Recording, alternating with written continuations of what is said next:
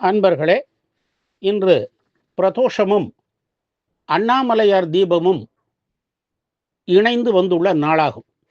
அதனாலே இன்று நாம் பர்வதமலை மல்லிகார்ஜுனேஸ்வரர் திருக்கோவிலுக்கு செல்வோம். பர்வதமலை திருவண்ணாமலை மாவட்டத்தில் கலசப்பாக்கம் வட்டத்தில் கடலாடி தென் மகாதேவ மங்கலம் கிராமங்களை ஒட்டி 5500 ஏக்கர் பரப்பளவில் அமைந்துள்ளது. சித்தர்களால் வணங்கப்படும் இந்த மலை மீதுதான் மல்லிகார்ஜுனேஸ்வரர் கோவில் உள்ளது.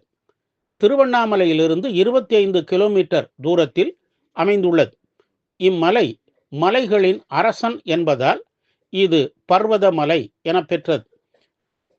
நவிரமலை, தென் கைலாயம், திரிசூலகிரி, கந்தமலை, மல்லிகார்ஜுன மலை என பல பெயர்களும் இந்த மலைக்கு உண்டு.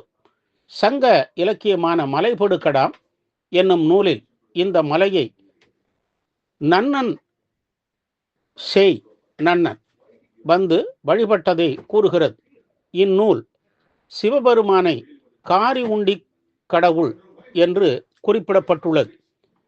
தென் மகாதேவ மங்கலத்திலிருந்து சுமார் 3 கிலோமீட்டர் தொலைவு நடந்து மலை அடிவாரத்தை அடையலாம்.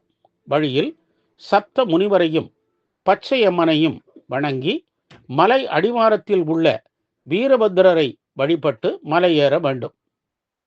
மலை ஏறும் வழி பாதி அளவே வசதியாக உள்ளது. அதன் பின் மேல் நோக்கி நெட்டாக காணப்படும் பகுதி குமரி நெட்டு எனப்படும். இங்கு ஒரு சுனை உள்ளது.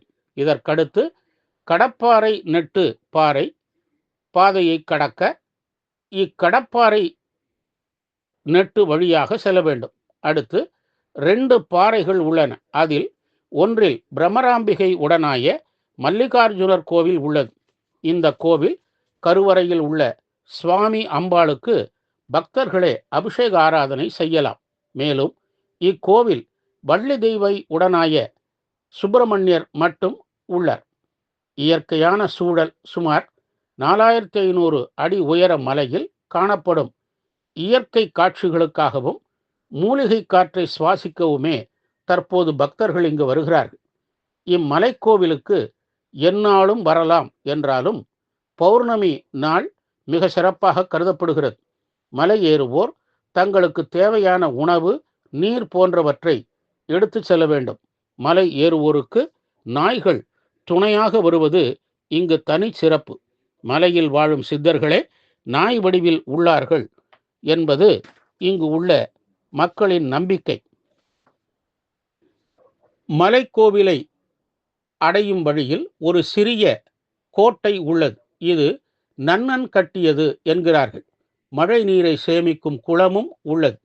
26 கிலோமீட்டர் தொலைவுள்ள இம்மலையை கிரிவலம் வந்து வணங்குகிறார்கள். மலை மீது சூரிய உதய சூரிய அஸ்தமனம் காண்பது மிகவும் கண்கொள்ளா காட்சியாகும். கருவறையை சுற்றி நறுமண மலர்களின் வாசனையை நாம் நுகரலாம். அம்பாளின் கன்னத்தில் ஜோதி ஒளியை நாம் காணலாம். அம்மன் கருவறையிலிருந்து பின்னோக்கி செல்ல அம்பாள் உயரமாக காட்சி தருவதை நாம் இங்கு பார்க்கலாம். மல்லிகார்ஜுனருக்கு கற்பூரம் காண்பிக்கும் போது ஜோதியில் நாகம், சூலம், உடுக்கை போன்றவை நமக்கு நன்றாக தெரியும். மலை உச்சியில் பெரிய திரிசூலமும் உள்ளது. தொழில் வியாபாரம் சிறக்கவும், திருமணத்தடை அகலவும், மகப்பேறு வேண்டியும் முக்திப்பேறு வேண்டியும் இங்கு இறைவனை பிரார்த்திக்கிறார்கள். திருவண்ணாமலை போலவே இங்கும் திருக்கார்த்திகை விழா மிகவும் சிறப்பாகும். மேலும் சித்ரா பௌர்ணமி, ஆடி 18, ஆடிப்பூரம், புரட்டாசி முதல் நாள், ஐப்பசி அன்னாபிஷேகம், மார்கழி பூஜை, சிவராத்திரி, பங்குனி உத்திரம் ஆகியவை இங்கு திருவிழா நாட்களாகும். இங்கு இறைவனுக்கு ஒரு நாள் அபிஷேகம் செய்து தீபமேற்றி வழிபட்டால் ஆண்டு முழுதும் வழிபட்ட பலன் கிடைக்குமா.